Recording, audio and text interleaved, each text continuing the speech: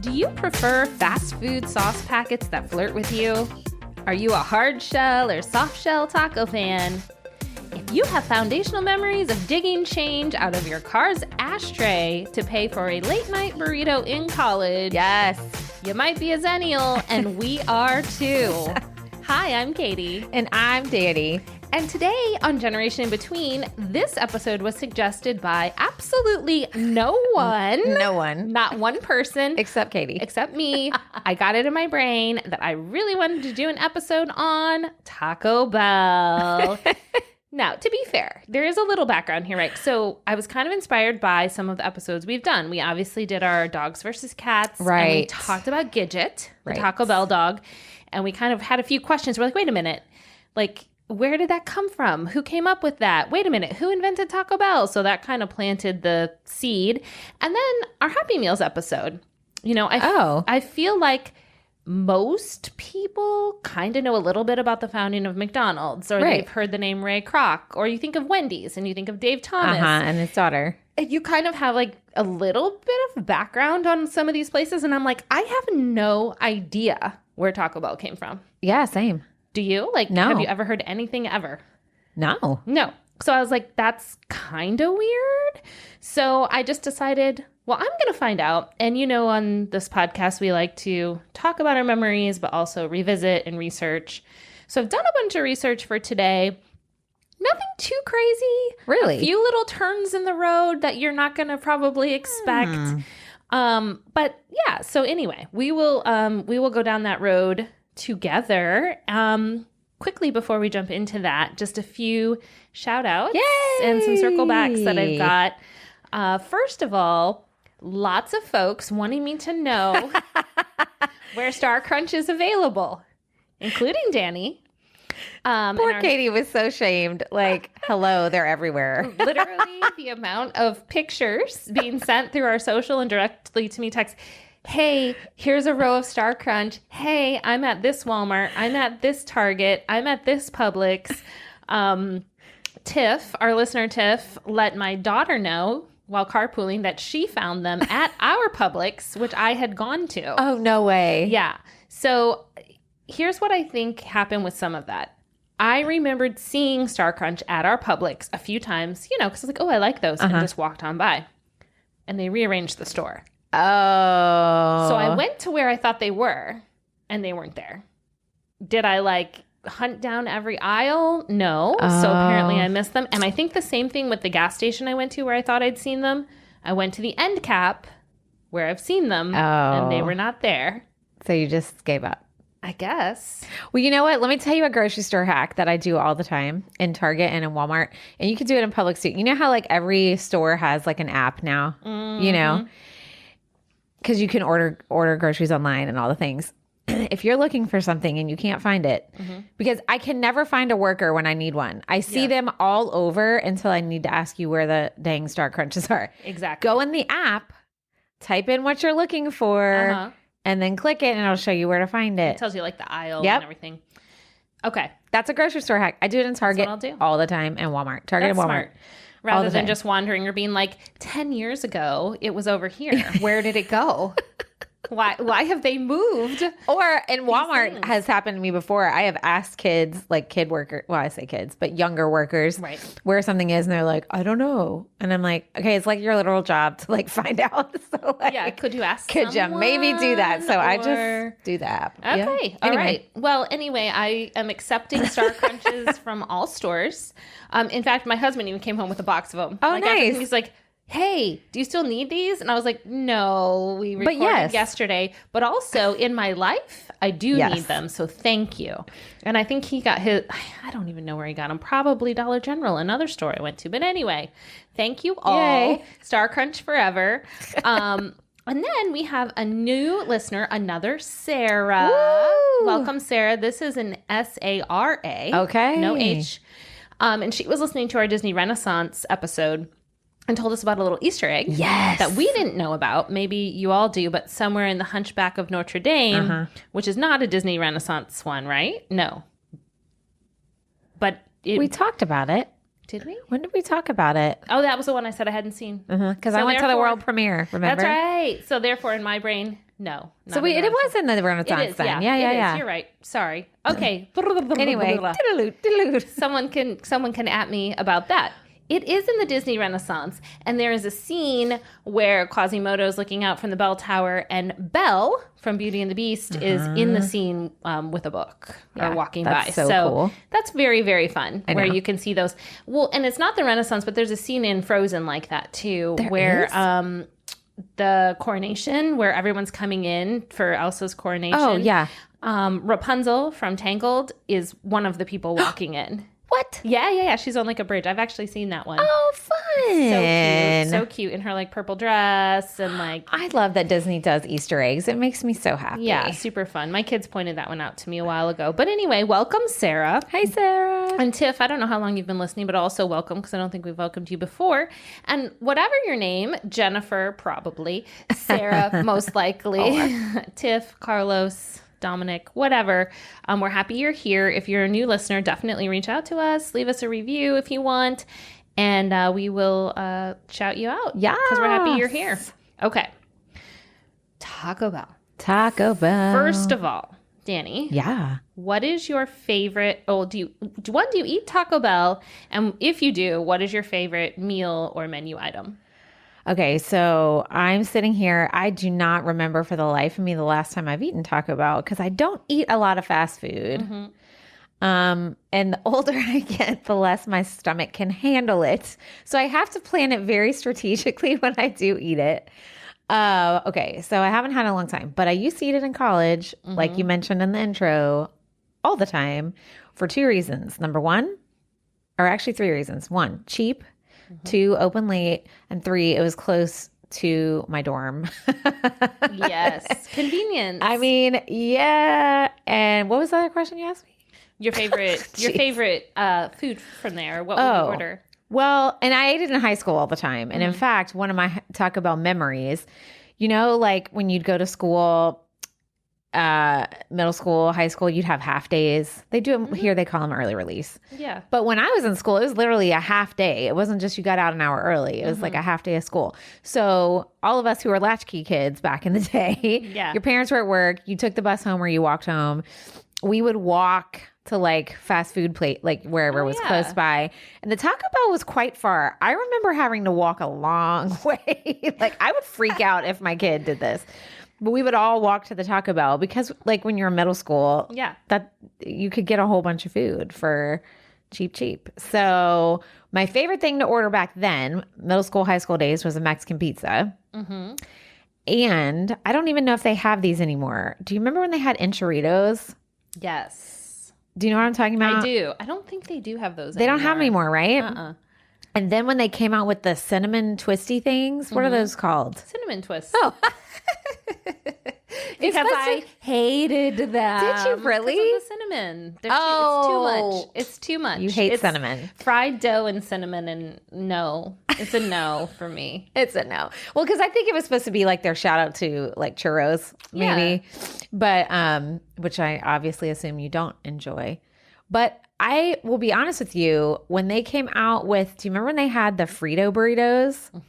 Okay, yeah. Those were good. Those were delicious. And I remember when I was pregnant with one of my kids, they came back out with them for like a brief time. They still have them? I don't even know. They don't have that one. They have other similar things we'll get into, but no. Oh, okay. I can't wait. But I remember waiting in line at Taco Bell, very pregnant, to get that dang Frito burrito. Give me 10, please. Hand them over. So what about you? What's your go-to? Oh, gosh. Okay, so I kind of said, like, traditionally, I was like a soft taco. Oh. The soft taco with, like, a hot or fire. Same. Packet on it. And I'll still eat that sometimes. But then I was like, a more modern one. And then I looked up when this came out and it was literally like 2005 or 2006. So I was like, I guess it's not that modern anymore. But like the new thing that I like from 2005 is the Crunchwrap Supreme. Oh, yeah, because it has both tacos. Yeah, it has both. And same thing. I remember eating those when I was pregnant. I guess with any of my kids, because they were all born after that year. And like dipping it in the fire sauce and take a bite. And I always like, they don't have it anymore, but I always like the 7-layer burrito too. That one. I don't remember that. Yeah. Like 7-layer dip, but a burrito? Yes. And it was vegetarian, not vegan, but vegetarian, which I mean, doesn't matter that much. But, you know, sometimes like that's one of the things I've always liked about Taco Bell. If I don't want meat, like if I don't want a burger or chicken, I don't have to just like get a salad. I can get like a burrito that has a bunch of stuff in it. I'm trying to think. Okay, let's see if I can remember the 7 layers. They don't have it anymore. They have a 5-layer beefy one now, but it has beef in it. So it's kind of not the same thing. But it had, guacamole, sour cream, cheese, tomato, lettuce. That's only 5. Oh, refried beans. Cheese. And I think I said cheese. Oh, you said that? I think so. And then like a sauce. I think that was it. Like a red sauce or something. Like their Taco Bell sauce. Yeah, something like that. Oh, no. Now I'm starving. You know what? It had rice in it. Oh. Okay, so let me try again. Okay, here we go. Guacamole, sour cream, cheese. Okay, cheese. All right. Rice, refried beans. Oh my God, now I'm only at 5. Lettuce, tomato. There we go. Okay, there you go. That's what it was. And I loved those. And my mom loved those, which is funny because she didn't eat a lot of fast food. But I just remember being like high school and even college age, like if she would come visit me at college or something, we'd be out, I don't know, getting stuff for my dorm or just hanging out. We would always go get 7-layer burritos. That's so cute. But they don't have them anymore, but I could probably make that at home. Well, you know what's funny is I'm thinking about Taco Bell. Like basically everything on their menu is like the same ingredients, just made different. It's those 7 things I just said, plus beef or maybe chicken now. And maybe you'll talk about this in a second when you go down some research. Do you remember when they came out with the different levels of sauce? Like they didn't always have like the levels. And I was so excited because you are like me, like spicy food. And I was like, yes, fire, bring it. Fire, yes, fire sauce. I know. Yeah, I loved those too. I think they just had like a Taco Bell sauce or something before that. I don't remember what they had, honestly. Anyways. I don't remember my life before varying sauce packets. Did it exist? I don't know. But, and you mentioned this already, like Taco Bell was, I think it's still pretty affordable compared to other fast food, but like it was cheap. Like literally you could get something for $1. Like their dollar menu was literal. You could get like fire. A full like bean burrito or a taco or whatever, or cinnamon twists or whatever for $1. And I remember that. I would say like, I remember now I have a big family. There's 7 people in my family. I remember the first time I paid like more than $20 for Taco Bell. I was like, what? They were like $22.57 or whatever. And I was like, what? For like 20 tacos and 5 cinnamon twists? Are you kidding me? Like, and I mean, there is like, I was reading recently about inflation at fast food, like how McDonald's has gotten so expensive and how people are kind of getting priced out of this kind of cheaper access to food. And I'm sure Taco Bell is part of that. But generally speaking, it's always been like the cheaper of all the alternatives, you know? Yeah, it has. I think it has. And it still is. Okay, so Taco Bell right now has more than 7,000 restaurants. And their site was like, that accounts for 220,000 jobs. Serves billions of people worldwide every year. And it is worldwide. Okay. I was reading, it's kind of like with other fast food, depending on where you're at. So in Japan, for example, you can get tacos with shrimp and avocado. Yum. Doesn't that sound good? So they have Taco Bell in Japan? How fun. They do. I would imagine, I don't know if it's like just translated to that exactly or if it has a different name, but they have them everywhere. That's neat. That's pretty cool. Okay. So where did this begin? Oh, I'm ready. Here we go. So I sent you a picture earlier. Okay. So get ready. Because I need to have it. Okay. You probably should. But I'll start while you're grabbing it out. I texted her a picture. I said, just save this for later. So our story begins in the 1940s, San Bernardino, California. And there was a man named Glenn Bell. Got him. Okay. Describe the picture of Glenn that you're looking at. He's an older man. He looks kind of like a grandpa. I can't tell his age. He just looks older. Yeah. And I mean, that's an older picture of him. In the 40s, he was probably not that old. Oh, okay. But, this was like an older. So he's just like your average, white guy man. that lives next door. Looks like an average white man grandpa you'd see in the suburbs. Absolutely. Nothing very exciting. And you'll learn as we talk about him, he's just sort of this just a normal, regular, standardized white businessman. Okay. Exactly. So he worked at a hamburger stand in San Bernardino, California. And he saw, he was so inspired by it. I don't know what it was called where he worked, that he opened his own hamburger and hot dog stand. Okay. Called Bell's Drive-In.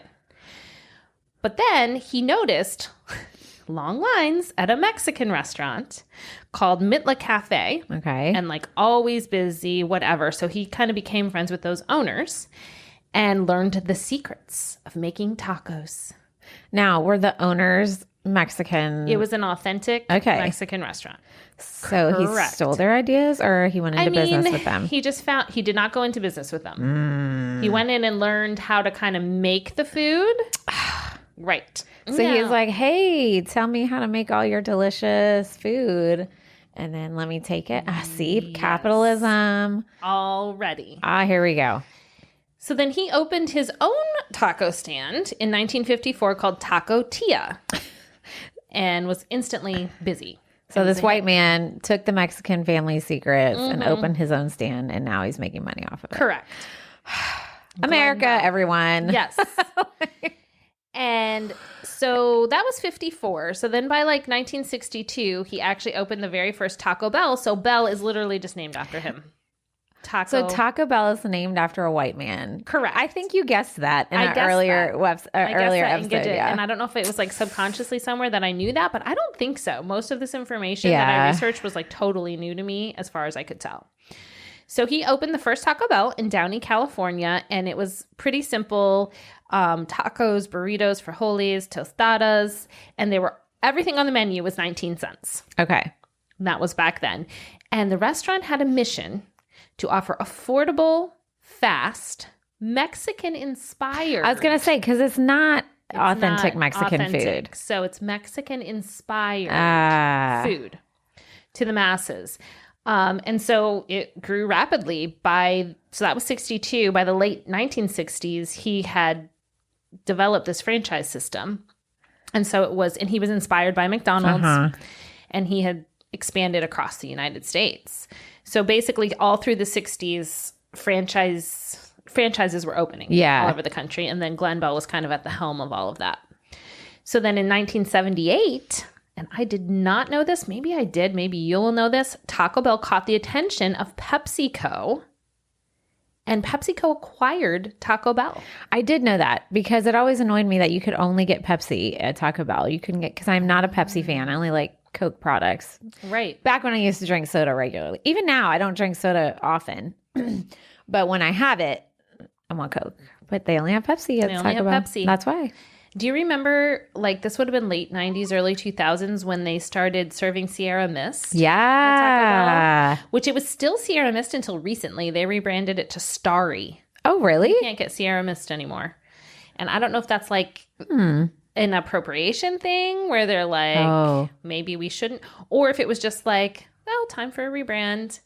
Starry? That's what it's called, Starry. It's the exact same thing. It's like a lemon lime, and you'll have to look up the logo for it. And is it owned by Pepsi? It's owned by Pepsi. Okay. And Taco Bells have that now instead of Sierra Mist. Okay. Yeah. So PepsiCo buys them, and they bring obviously all their resources, all their marketing power, right? So the 80s and 90s then were a huge time of significant expansion for Taco Bell and some new menu items. Right. Okay. And obviously by this point, things weren't 19 cents anymore. I don't know what they were in the late 70s, early 80s, but they were still pretty cheap. And they introduced new things. Taco Supreme. Throughout the 80s and 90s, we got the Gordita. We got the Chalupa.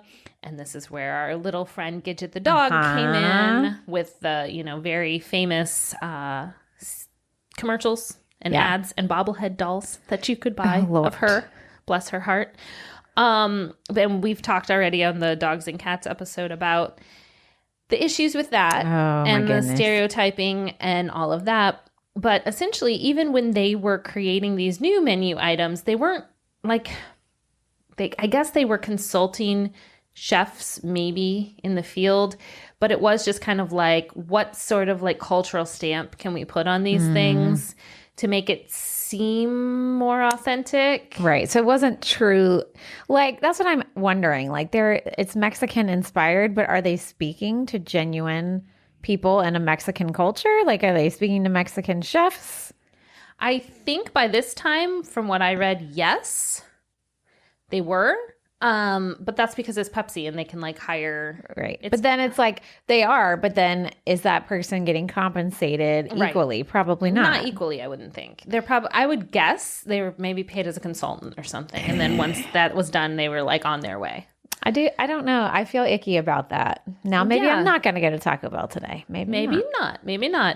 And then into the 2000s, they launched, I don't know if you remember this, they still have it, the Fresco menu. Do you remember that? No. Okay. So the Fresco menu was healthier options. Oh, yes. So you could get like lower calorie, lower fat, whatever. They actually partnered, I have the name in here somewhere, but it's basically this huge vegetarian and vegan organization to have a like certified vegetarian and vegan offerings around this time. You know what I just thought about? Speaking of vegetarian, maybe you know this. Are their refried beans vegetarian? They are. Because they're not made with the animal fat. Yeah. That's correct. I never thought about that. Yeah. They actually do have certified vegan, vegetarian beans. Interesting. Yeah, okay. It's pretty cool. So then Glenn, throughout all of this, he lived into 2010. How old was he? 86 when he died. So like the empire growing, even past Gidget the dog, all of that. He was alive for all of that. Okay. Like he died, again, it was a while ago now, but relatively recently. So really, like when I was reading this history, that's like the basic history. I was like, okay, like what's up with this Glenn guy? Is there more to know? This is kind of boring. No wonder I've never heard about any of this. So I did find his official bio on the Taco Bell site. And it was okay. Like, it was just like, he's so innovative and he was an entrepreneur and da-da-da. Basically, like, this guy's so great. And really, then I tried to look not on the official site and almost everything I found was pretty vanilla. Like, no major controversies. However, I did find a Taco Bell fandom page. And I had to kind of verify a few things on there. But what I was able to verify was... Okay. So what I'm about to say is not funny. And if this is something that you have, I am not laughing at you. I am laughing at the presentation of this information. Oh, boy. So he was listed on this fandom page as a survivor. And I'm like, oh my gosh, like, did he serve in a war? Did he have cancer? Of chlamydia. Oh, bless it. Literally listed survivor of chlamydia. Again. Well, but honestly, if you had chlamydia back... I mean, in the earlier years, I mean, it can cause some pretty severe problems. And he lived to 86, so he must have beat it or managed it or something to... I mean, I guess it is curable, isn't it? With the right treatable, medicine. For treatable, sure. I mean, it's a STD that is fairly common. Fairly common. So I don't want to make light of it, but I want to read you exactly what this fandom page said about this. Oh, God. Are you ready? Look at me looking. I'm about to type in chlamydia on my Google. Right. I know. Mine's all over this document. So I put protect yourself, but chlamydia happens. Okay? It's a fine. No big deal. But, okay, so this is what this fandom page said. Okay, I'm ready. Belle contracted the sexually transmitted infection while indulging in temptation of the flesh in a Tijuana brothel. According to this page. Temptation of the flesh. Tijuana brothel. Okay. But Belle's indomitable spirit propelled him forward. But through the chlamydia? Yes. Oh my God. He recognized the importance of seeking proper medical care and with determination, and probably medicine, that's just me inserting that. It's antibiotics. He overcame the physical and emotional hurdles that accompanied the disease. Oh, geez. While simultaneously navigating his own health journey, Bell fearlessly pursued his dream of establishing Taco Bell as a prominent fast food chain. Okay, so we're trying to make this white man seem so heroic for... Basically stealing an idea from a culture, also picking up chlamydia, Supposedly in Tijuana. Supposedly. Which is fairly common STD or STI. STI is what it's an infection. It's a bacterial infection that is fairly common. Whatever. Okay. Yeah. So I just was like, wow, I did not expect that. No, I'm not trying. I mean, it can be a pretty fatal thing, mostly for women, I think, because it can cause reproductive damage. Isn't that one where men are carriers and they don't, I guess I don't know enough about chlamydia. Sorry, everyone. It says many who, all right, this is going to, the more you know. Here we go. Many who have chlamydia don't even develop symptoms, it says, but they can infect others. But it affects people of all ages, most common in young women. Yeah. So for him to even know he had it, I'm not really sure when and how, or maybe he was one of the, like, not rare, but like people who did have symptoms and was able to identify it. I mean, it's a bacterial infection, so you get on antibiotics, strong antibiotics to take care of it. Well, you can have, the symptoms are kind of not nice. So what are they? Tell me now. Okay. I mean, you can have pain in various areas. You can have some abnormal discharge, men and women. Okay. So maybe he had that. Okay, I don't want to envision this man. All right. We're talking about food. La la la. Anywhu, so with this you heard it here first. Inventor of Taco Bell, chlamydia survivor. Oh my God. All right. But now for a little bit of a dark turn, honestly. Oh. Not dark, but a little more serious. And not that chlamydia is not serious, but you know what I mean. He actually was diagnosed with Parkinson's in 1985. Oh. And he lived to 2010. So 25 years. Is that right? I'm going to do 15, 25 years still. And he obviously had it until his death. And he did donate a lot of money to Parkinson's disease research and kind of advanced the cause. Like a lot. And, interacted with Michael J. Fox because Michael J. Fox was diagnosed before Glenn Bell died and, kind of interacted on that level. Well, that's interesting. That is really interesting. Taco Bell inventor and Michael J. Fox were buddies. Okay. Yeah, there you go. So now for some fun trivia. Some of this is kind of dumb. I deleted some of them. Like I looked up all this trivia and then I was like, some of these are really dumb. So guess what, guys? You only get the least of the dumb ones. Well, before we do that and before we get funny, let me ask you more serious. What are your feelings on the whole Taco Bell franchise idea, considering that it is, not benefiting the culture it's stealing from? Exactly. I'm either way on it. I feel like it really isn't authentic and I don't view it that way. So I don't know. Maybe it doesn't bother me as much because it is kind of just known as being cheap Americanized food. At least that's how I view it. Yeah. I don't know. I don't know what to think. And I think he stole it at a time when, again, not excusing it. It was just more common that, oh, this is a good idea. I'm going to take it. I'm a white businessman. Again, not an excuse for that, but like, I think it was common. Oh yeah. It still is. It still is, but much more common then.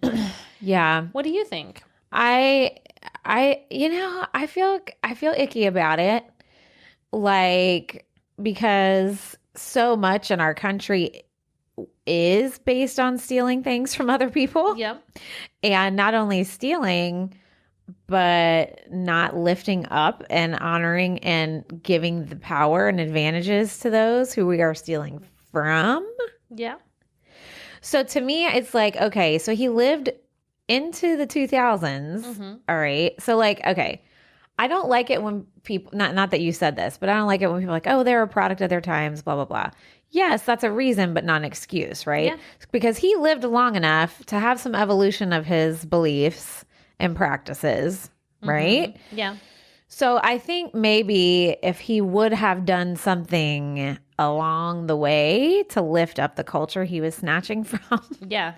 Maybe I'd feel, and maybe he has, but I feel like you would have seen that. I dug so deep on this guy, mainly because he was boring. I was like, there's got to be something. And then I was like, ding, ding, ding, ding, chlamydia. Chlamydia is his most interesting trait. Nothing about, I even looked up philanthropic stuff, and all I could find was like very vague stuff about the Parkinson's disease, but nothing about Mexican culture.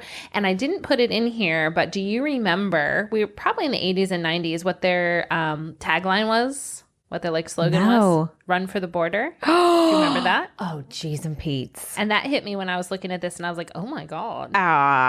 It's like, you don't have to go to Mexico. Just come to Taco Bell. It's the same thing. Do you remember that? That was a long time. That might have even been into the 2000s when they finally got rid of that one. And then they changed it to Live Más. Yep. Which is still not great.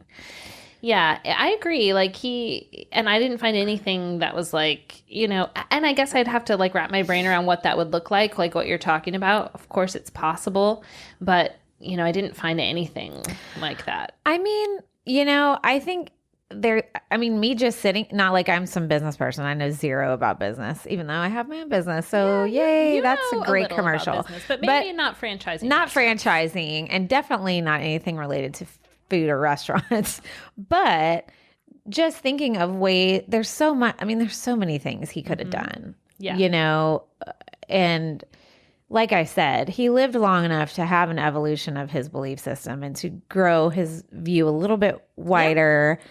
Yep. And it looks like he didn't do that, unless he was just unless someone tells me differently, unless he was just like a quiet donor of some sort. But see, I feel like...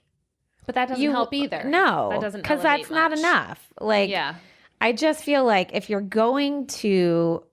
First of all, we shouldn't be stealing ideas from any culture, P.S. Mm-hmm. If you see something and you have a business idea that involves another culture, then your job is to contact someone from that culture, tell them your idea, and let them be the ones who are leading the way. Yeah. Do you know what I mean? Oh, I totally do. So I feel like he could have pulled in, maybe he did. I don't know. I just feel like you would have found it.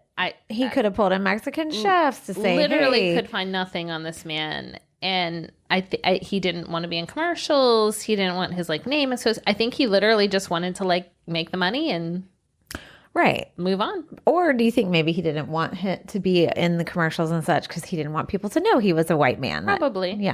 Probably. So that's even yuckier. That's really yucky. Like I said, going into this, I was like, I have no idea who I'm going to find that founded this. How do I not know? That's weird. I mean, you had a good guess and you were right. Yeah, I had a good guess. But anywho. Okay. Well, sorry. So I just had to go down that path for a minute. I think that's good. And listeners, we would love to hear what you think. Yeah, for sure. About that. Okay. So now the fun trivia that maybe some of it's not so fun. Okay. This is when I gave you gum information and I thought it was really cool and it really wasn't. But that's okay. Listen to our candy episode if you don't know what I'm talking about. Okay. So by now, can you guess what the bell in Taco Bell is for? Well, it's his last name, obviously. Yeah. But it's supposed to be like a Liberty Bell too? Yeah, it's weird. That's what I always thought was so strange. Because I always was like, why is ding ding? I remember the ding ding that used to be on the commercials. Should I Google that real quick so I get chlamydia off my Google search? You're phrasing. So I get chlamydia off my Google search. Yeah, and it says it's not just a nod to the taco. I'm like, what do you mean? Like, how is a bell a nod to a taco? Well, does a bell look like a taco?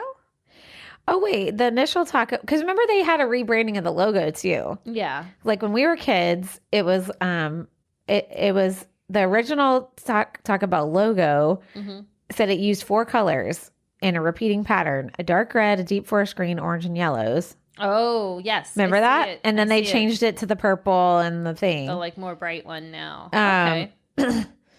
Okay. So I don't know. I'm trying to see if it has anything about the bell. I don't see anything. Yeah, like why it was, I don't know. Anyway, keep going. Okay, so sauce packets, which we've talked about, they just started featuring those quirky sayings and jokes in the early 2000s, and that still remains today. That's, a signature element of the brand. Taco Bell Hotel. What? Yes. Gross. In 2019, Taco Bell opened up a pop-up hotel in Palm Springs, California called The Bell. a Taco Bell hotel and resort. Why would you want to stay at a Taco Bell resort? It featured Taco Bell themed rooms. No way. Menu items, and even a Taco Bell themed gift shop. Okay, did you see pictures of it? Because now I need to pull those up. I did. Is So it look up so bad? Taco Bell Hotel 2019 and you'll see it. It's as bad as you would think. I mean, it's pretty cheesy. I guess you would have to be like a major super fan. Although if I lived in Palm Springs or around there, I'd probably go check it out just to see like, what is this all about? Do you see them? What does it look like? Oh, I just go to the website and it just says no vacancy. Oh, well, sorry. Well, there are no rooms at the Taco Bell Inn. No, there's no pictures, no nothing. Hold on. Oh no. What a weird day on my Google search. It's probably going to look a lot like mine. Chlamydia, Taco Bell Hotel. Who invented Taco Bell? But that's a pretty fun piece of trivia. Yeah, that's pretty fun. I would have probably gone just to look at it. Okay, so you mentioned the Frito burrito earlier. Yeah. Oh my gosh. Look at the pictures of this. Sorry, I found it. Tell us. The pillows are like sauce packets. Yes. Oh my gosh, hilarious. And then they have like the pool it looks very fun, but weird. Yeah. It's just Taco Bell everything. Hotel. Yeah. Literal. That's weird. Y'all go look it up. All right, sorry. Yes. Burrito. It was a pop-up, so you can't go to it now, the Taco Bell Hotel, but there are photos that exist online. So crazy. Okay, so no more Frito burrito, but we know Fritos are Frito-Lay. Yeah. And recently we talked about Doritos. Yes. Which are also Frito-Lay. Uh-huh. So instead of Fritos, now these Doritos Locos Tacos are crazy popular. Right. So they have them. They have like a nacho cheese flavor. I feel like they might have had Cool Ranch at some point, but they don't now. And those actually first launched in 2012. And they were like they're the best selling like Taco Bell item of all time. They're so yummy. They sell them in the store now. Oh, really? I buy them. Yeah. My husband doesn't like it because he likes flavored chip. I like an excess of flavor on everything. Yeah. Like I am so extra. Like me too. I want like all the dips, all the things. My kids are kind of sometimes like that. So any gimmick where it's like extra flavor, I'm going to buy it. And they have the taco shells at the store. And my husband's like, oh, like he just wanted plain. He likes soft tacos mostly. Yeah, I'm the same way. But he was like, oh, so he's not a fan of those, but I think they're delicious. Yeah, they're good. The first year they came out, 2012, they sold over 1 billion. I believe it. They're just kind of a mess to eat. You cannot not. Because once you crunch, it all just kind of falls apart and the seasoning's everywhere. I believe first of all, Taco Bell is not like a road trip if you want to keep driving thing to buy. Oh God, no. Oh my God. Like I know we've done it before mistakenly with our kids and it's like lettuce and cheese everywhere when you get out and little pieces of crunchy shells. It's like, now, if you're going to stop at a little picnic table, yes. If you're just like drive through and let's keep going, no. Taco Bell is not the one. Not the one. Not it. And then they had a record-breaking burrito in 1995. Oh. Taco Bell created the world's largest burrito, and it weighed over 4,000 pounds. I'm looking that up too. It's amazing. And I think people did eat it. I think it had to be edible to count. Gross. Maybe not the whole thing, but like, I hope not. And they made it to celebrate their 10,000th store opening. Wow. In 95. Yeah. I can't find. Oh, there it is. Ew, gross. Yeah, it's huge. It's huge. That's yucky. We already mentioned this, but I mentioned the health conscious options. So Taco Bell was the first fast food restaurant to offer a menu certified by the American Vegetarian Association that featured vegetarian and vegan options. Interesting. Yeah. So again, I have been a vegetarian and vegan at different parts of my life. Same. Not currently, but I do like to have meatless options, and I've always felt like Taco Bell did a good job of that. Also, one of the cheapest things you used to be able to get at Taco Bell was a bean burrito. Oh yeah. Yeah. That was on the dollar menu and maybe even Forever. less, like for a while. Yeah. So good. And I did not know this. Taco Bell has a secret menu. What? Yes. They have a secret menu with items like Cheeserito, Hulk, and Superman burritos, which you can order and they will make them for you. They're just not listed anywhere. What is in those? I don't know, but I may Just see what happens. I'll go to my Taco Bell. Like the teenagers that work there, You're be like, like, what? We don't have that. Get Ma'am, out that here." was in 2001. Yeah. Where are you getting your research from? 1997? Because that's where I'm stuck. So those were some fun little facts. Okay. So now, like all these things, in addition to what we've been talking about, the cultural stealing, the appropriation, all of that, Taco Bell's had a few controversies. Of course. Not the freaking owner can't find anything on that man. So either he's had so much money that he's just like wiped out every allegation ever against him, or like literally he was just like that boring. But anyway, have you ever heard of any controversies with Taco Bell? Even if you're not like completely accurate, like in the air, like anything surrounding it that you remember? No, I can't remember anything. There's a few pretty strong ones from when we would have been like kids and teens and a little later. So the biggest one there is meat quality. Oh. Did you ever hear about any of that? Well, I know people who have worked at Taco Bell. Okay. So, I mean, they would always tell me what not to eat, and the meat was the number one. Yes. So get those vegetarian and vegan options. Just saying. Okay. So there's different years for this, but in 2013, Taco Bell's UK outlets, so their UK stores, were caught in a scandal when it was revealed that some of their beef products contained traces of horse meat. Ugh. And Taco Bell then confirmed, yes, some of it tested positive for horse DNA. They issued an apology, stated they would improve their meat supply chain testing moving forward. So essentially they said, well, we're not like deliberately doing it, but we'll just like make sure. How does horses accidentally get into? That's a good question. Ew. Yeah. So that was 2013. 2011, Taco Bell faced a class action lawsuit alleging that their seasoned beef did not meet the minimum requirements to be labeled as beef. Oh my God. It claimed, what does that mean? It claimed that the meat mixture contained only 35% beef. The rest were fillers and binders of like other animals and animal parts. Grody.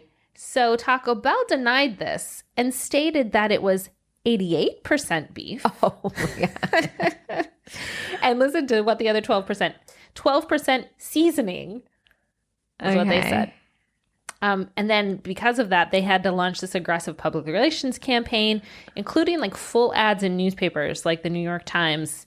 And eventually the lawsuit was dropped. Wow. So Ew. I don't know all the details on Well, that. I mean, nowhere is 100% beef. Even the ground beef you buy in grocery stores is not 100%. It's 93 at best. Yeah, true. But I mean, 35 is low if that was true. But I mean, 88 is probably closer to what you would expect. Yeah. But still, that makes it makes you think. In general, it just makes you think about what you're eating. Yeah, what do you know? Ew. 2006 E. coli outbreaks. Taco Bell was linked to a multi-state outbreak of E. coli, contaminated lettuce that they had bought. So see, you try and be healthy and then the lettuce gets you. If it's not the horse meat, it's the lettuce. Okay, guys?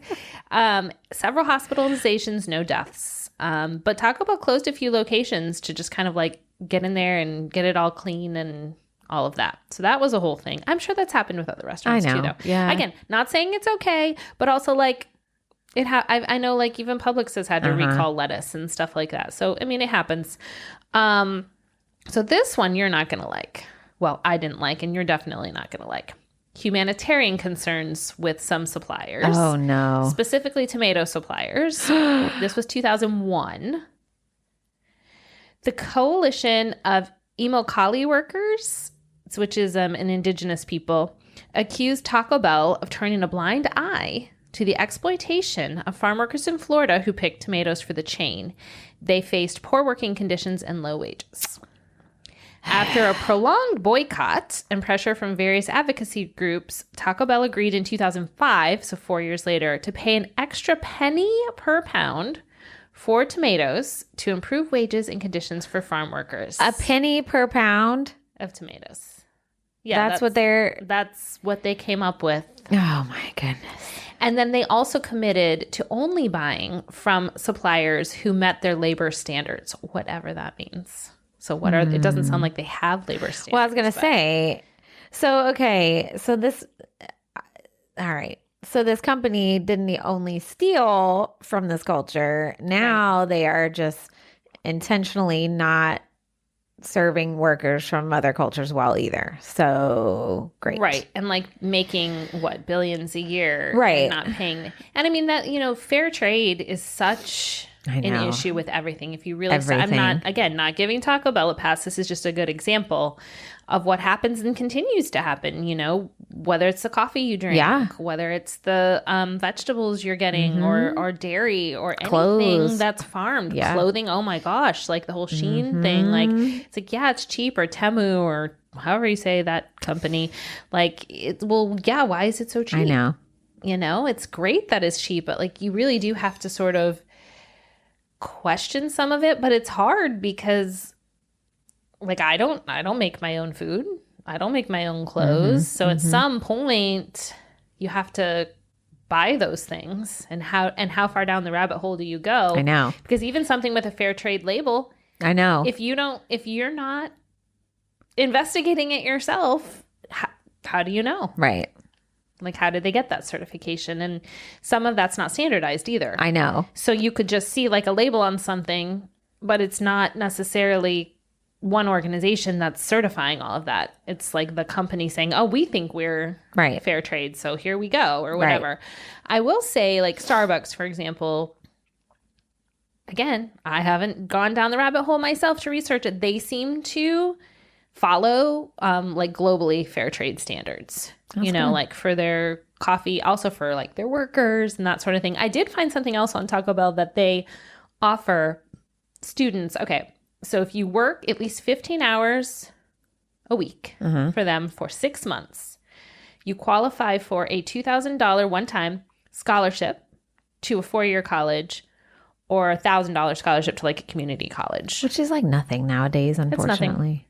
It's nothing. But I was seriously. Like, well, 15 hours. I know. I mean, it's something. It's like if you worked somewhere for 6 months and got a, $2,000 bonus or something. I mean, it's something. But yeah, it's not much. And what made me think of that is because Starbucks does similar things. So that's kind of a downer. That's kind of all I have. So, okay, so let's review.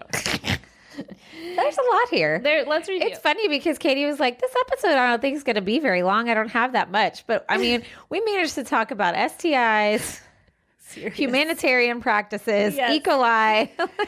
Seriously. Parkinson's. Like, I mean, we hit some things here. It's wild when you start. And I was kind of thinking of that even for my own life. Like, one day if someone did a podcast episode about me, which is very unlikely, but if they did, like what things, like do I need to question from how I operate now or in the past? And B, like you just mentioned, all the little things. It's like, oh, well, she was this and she was this and she was this. Like if you put it all together, you'd be like, geez, that's so many things. And every person is really like that. So it did make me think about that. Like a man who lives 86 years through, the 20s to the early 2000s, that's a long lifetime. Yeah. And then we talk about that stuff on here too, like our lifetimes. We talk about what's just changed so far. Imagine another 40 or 50 years. Like it's going to be so different. So anyway, well, that was all I had on Taco Bell. I know all I had. That's it. I know. That's only a lot. few little things.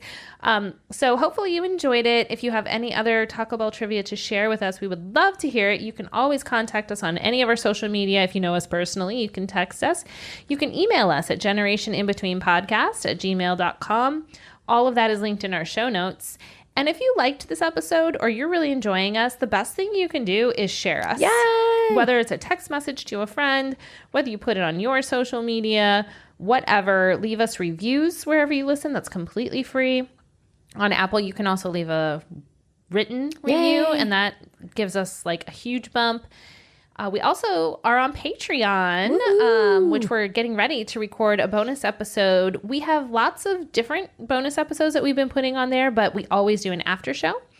So like we're going to talk about something here in a couple minutes. So you can come on over to Patreon. It's $8 a month to be a monthly supporter because we are 80s babies. And you will have episode access as well as like some other perks coming up. And if you are like over subscriptions and don't want to, that's fine too. Worries. We'll be happy to see you here in this feed. And until next time, stay hungry, my friends. I don't think I'm going to go to Taco Bell, though. Yeah, I am hungry, but I think I'm not. No, not there. All right. All right. Next time. Next Bye, time. everybody. Bye.